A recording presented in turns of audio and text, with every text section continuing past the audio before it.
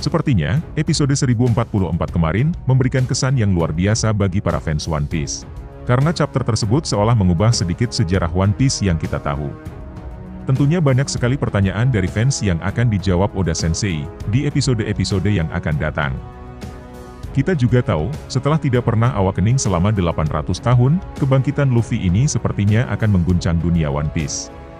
Nah, berbicara mengenai awakening Luffy, sebenarnya, buah iblis ini tidak jauh berbeda dengan Gomu-Gomu yang kita kenal selama ini. Luffy pun tetaplah menjadi sosok yang memiliki kekuatan karet. Hanya saja kekuatan karetnya sangat luar biasa, karena dia bisa bertarung dengan cara apapun yang dia inginkan. Dalam halaman terakhir di chapter 1044, diperlihatkan juga bagaimana Luffy menggunakan tanah yang dia injak untuk dirubah teksturnya menjadi elastis, seperti halnya karet. Karena hal ini, Luffy pun akhirnya mampu mengcounter Boro-Breath milik Kaido. Hal ini bisa disimpulkan bahwa kemampuan awakening dari Luffy pun bisa memengaruhi sekitarnya untuk menjadi karet. Dengan semua potensi awal yang telah ditunjukkan oleh buah iblis Nika ini, membuat kita penasaran apakah buah iblis ini akan bisa dikalahkan. Dalam cerita One Piece, kemampuan karet dari Gomu-Gomu atau buah iblis Nika ini memiliki sifat yang sama dengan apa yang ada di kehidupan nyata. Misalnya, saat pertarungan melawan Enel, Luffy mampu bertahan dari semua serangan Goro-Goro no Mi, karena kemampuan karet yang dimiliki oleh Luffy. Karena karet tidak menghantarkan listrik, sehingga Luffy bisa bertarung dengan maksimal. Kita tahu juga kalau material karet bisa dikeraskan dengan bantuan bahan lain. Sedangkan di cerita One Piece, kemampuan karet Luffy bisa mengeras dengan bantuan haki. Meskipun begitu, jika kita memperhatikan lebih jauh, nyatanya karet pun memiliki beberapa kelemahan.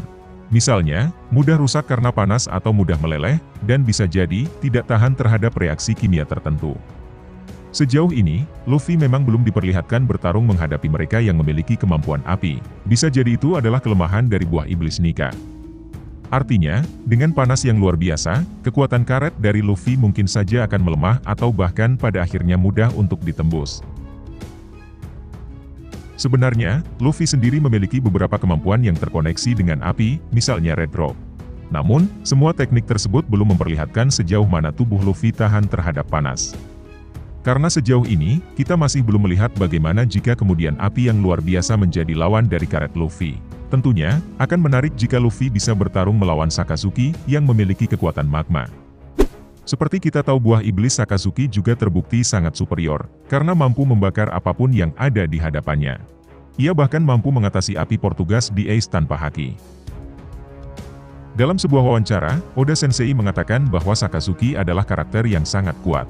Saking kuatnya, Oda mengklaim bahwa jika Sakazuki yang dijadikan jagoan utama dalam One Piece, maka semua seri One Piece bisa tamat hanya dalam waktu 1 tahun.